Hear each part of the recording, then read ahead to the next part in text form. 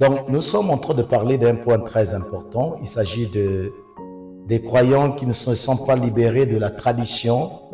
Nous savons que, d'abord, il faut comprendre que la tradition est une doctrine ou encore une pratique transmise de siècle en siècle. Parfois, on qualifie aussi la tradition comme l'ensemble des notions relatives au passé, transmises de génération en génération. D'autres aussi se disent encore la tradition comme la manière de penser, de faire, d'agir, hein, qui est un héritage du passé. Maintenant, nous allons comprendre qu'il y a un problème parce que la tradition, quoique parfois c'est une bonne chose, quoique parfois il y a une bonne moralité à cela, mais il s'y est de souligner que tout ce qui est de l'homme qui contredit la parole de Dieu est comme une malédiction. Donc nous ne devons pas nous appuyer à ce que l'homme pense ou encore ce que l'homme envisage, mais sur ce que Dieu dit. Vous savez qu'il y a beaucoup encore de croyants qui se disent chrétiens, malheureusement qui sont encore esclaves de la tradition et cela ne fait pas du bien. Imaginez-vous que, prenons l'exemple de ce qui se passe avec ceux qui doivent faire le choix par exemple d'un pasteur. Nombreux par exemple, ils font le choix d'un pasteur par rapport en fait, ça doit être une personne qui est du même pays que eux, ça doit être une personne qui est de la même race que eux, ça doit être une personne parfois qui est de la même ethnie ou encore quelque chose comme ça. Ce qui fait de sorte qu'il y ait le problème de racisme, qu'il y ait le problème de tribalisme, qu'il y ait le problème de xénophobie dans les milieux ecclésiastiques. Donc, les chrétiens ne devaient pas faire le choix, par exemple, d'une personne par rapport, non, bon, vous voyez que non, c'est un Africain, nous sommes des Blancs, donc on ne peut pas l'accepter comme pasteur, vous voyez, ou encore c'est un étranger, nous sommes de tel pays, nous ne pouvons pas l'accepter, certainement, il est ici forcément pour chercher de l'argent. Vous voyez que non, c'est ce genre de complexe ou encore ce genre d'égoïsme que nous manifestons. Il est vrai que nombreux sont ceux qui utilisent la religion avec des motifs mercantiles, mais on ne peut pas en fait juger tout le monde ou encore on ne peut pas juger toute une forêt parce qu'il y a un arbre qui est allongé. Donc c'est quelque chose qu'il faut vraiment faire très attention là-dessus. Il y a aussi un autre problème, c'est que vous voyez par exemple là, surtout en Afrique, quelqu'un pour accepter cette personne comme ou encore pour adhérer à une église doit se demander que non, le pasteur ce pasteur-là est de quelle ethnie. Quand on voit que non, c'est un Baluba ou encore un Congo, un Pounou, un Lari, un Bouchi, c'est là où on va partir parce qu'ils font partie des gens de la même ethnie. Mais quand on dit que non, c'est une personne qui est d'ailleurs, automatiquement on change d'endroit. Vous voyez, cela montre que non, les gens sont encore liés à la tradition. Vous voyez, dans la Bible, si vous lisez dans le livre de Matthieu 15, versets 2 à 3, vous allez remarquer que les gens ont critiqué Jésus parce que ses disciples ne respectaient pas la tradition des anciens en disant qu'ils ne se lavaient pas les mains avant de manger, des choses comme ça, qui était une tradition judaïque. Et Jésus répliqua en disant que pourquoi vous aussi, vous, à cause de votre tradition, vous rendez la parole de Dieu sans effet. Vous voyez que non, déjà la parole de Dieu, donc le Seigneur Jésus du sang vivant commençait déjà à condamner la tradition, à condamner ces actes que les gens posaient souvent, parce que ce n'était pas vraiment quelque chose que la parole de Dieu appréciait vraiment autrefois. Il y a aussi d'autres choses qui se passent parce que avec les gens, par exemple, qui veulent se marier, ils se disent que non, avant qu'ils puissent se marier, il faudrait que ce soit une personne qui est de la même ethnie. Donc, les deux sont de même ethnie, là, ils peuvent se marier. Et nous voyons que cela ne fait que prendre vraiment de l'ampleur dans le monde des églises.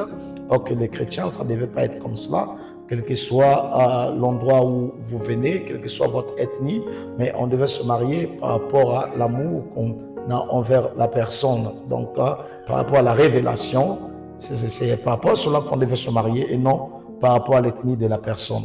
On devait aussi faire attention parce que aujourd'hui, la tradition a beaucoup des exigences. Aujourd'hui, comme on peut les remarquer, par exemple, quand on parle des mariages, les gens, pour se marier, même les croyants aussi, rentrent dans la même danse. C'est qu'ils obligent les gens une dot tellement, une grande dot, ou encore une dot qui coûte cher, et avec des choses qui n'ont pas de sens. Vous voyez que non, on va vous demander toute une cuvette de cola, on va vous demander le sel en grains, là, je ne sais pas comment on appelle, on va vous demander beaucoup de choses traditionnelles qui n'ont rien à voir, on va vous demander des douces amères, des choses comme cela. Vous voyez que les chrétiens rentrent dans cette danse, et puis voilà, ce sont des choses qu'on ne devait pas accepter dans le monde des églises. Toujours la tradition dans les églises, on voit dans les églises les danses traditionnelles qui sont totalement contraires à la parole de Dieu. Voyons les gens en train d'exhiber d'une manière extravagante leur corps. Vous voyez que non, là, on se dit que le christianisme, vous voyez, c'est toujours la tradition. Les gens ne se sont pas libérés de la tradition. Même le vestimentaire, vous trouvez que non, on va dire que non, bon, vous vous habillez d'une manière traditionnelle, qui est parfois pas mauvais, mais parfois on ajoute encore quelques rituels, quelques éléments tout autour de cela. Prenons quelqu'un qui est chrétien, qui s'habille et va fouiller des cannes. Vous voyez que non, une canne, tu n'as même pas de... En fait, on ne sait même pas pourquoi tu as cette canne-là. Et on va demander, on va voir les gens parfois avec des balais, avec des choses traditionnelles à la main. Toutes ces choses-là, vous voyez que non, ça montre que non, les gens ne sont pas encore libérés de la tradition. Donc, il y a beaucoup de choses que nous voyons de la tradition qu'on retrouve encore dans le monde des églises. Ça fait très mal. On ne devait pas vraiment rencontrer ce genre de choses. Vous voyez que non, même certaines personnes qui, à cause de la tradition, ne sortent pas de la maison des parents. Ils sont toujours là depuis longtemps. Ils se disent que non, surtout dans les familles Vili, dans le Congo, Brazzaville. Vous voyez, à un certain âge donné, les gens ne veulent pas aller se trouver une maison. Ils préfèrent rester avec les parents, là où tout le monde voit toutes choses, et puis des menaces à chaque instant. Vous voyez, il y a des hommes aussi qui laissent vraiment leurs parents dicter des ordres à la femme, dont la femme n'a pas de valeur. Vous voyez que non, ils préfèrent même aller consulter sa maman sur des choses, certaines choses, ou ses sœurs, et garder l'argent même chez ses parents en cachette, et la femme n'est même pas au courant de cela. Vous voyez que non, les gens sont encore prisonniers de l'esclavage. Ce sont des esprits vraiment de la tradition pure et simple et d'égoïsme. Vous voyez, déjà un homme qui préfère traiter avec ses amis, qui préfère traiter avec ses parents qu'avec sa femme, vraiment c'est pitoyable. Vous voyez, c'est pitoyable. Et vous aussi, des frères comme des sœurs, des mamans, vous avez vous aussi, vous êtes des filles, hein, donc on va vous épouser, puis si on ne vous a pas encore épousé, ou encore vous êtes encore, comme on le dit toujours, vous êtes vacancier chez un homme, vacancière plutôt chez un homme, et il ne vous est pas permis de traiter les sœurs les sœurs des autres comme des esclaves. Ils sont obligés de vous respecter, de vous traiter d'une certaine manière. Non, ça c'est pas bien. Ça c'est toujours des esprits de la tradition qu'on voit chez dans le monde des croyants. Et c'est pitoyable de voir ce genre de choses. Comment se fait-il qu'une personne, à cause de la tradition, c'est le neveu qui traite, qui hérite même les choses de son oncle par rapport aux enfants. Et le neveu commence même à être appelé papa. Vous voyez que c'est pitoyable.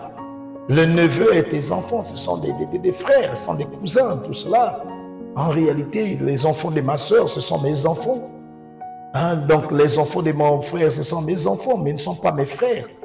Donc ils n'ont pas le droit d'être là à hériter ou encore à se comporter. C'est comme s'ils étaient le mari même de votre femme. C'est du n'importe quoi, pur et simple. Vous voyez? Donc mon cousin n'est pas mon père. Mon cousin n'est que mon frère. Donc l'enfant de ma tante, c'est mon frère, c'est ma soeur, donc il n'y a rien à foutre là-dessus. Vous voyez que non, à cause de la tradition, on est en train d'accepter des bêtises, vraiment, c'est pitoyable. Et nous voyons cela dans le monde des églises. Les chrétiens ne devaient pas faire cela, que Dieu nous vienne en aide pour que nous puissions sortir de cet esprit de tradition.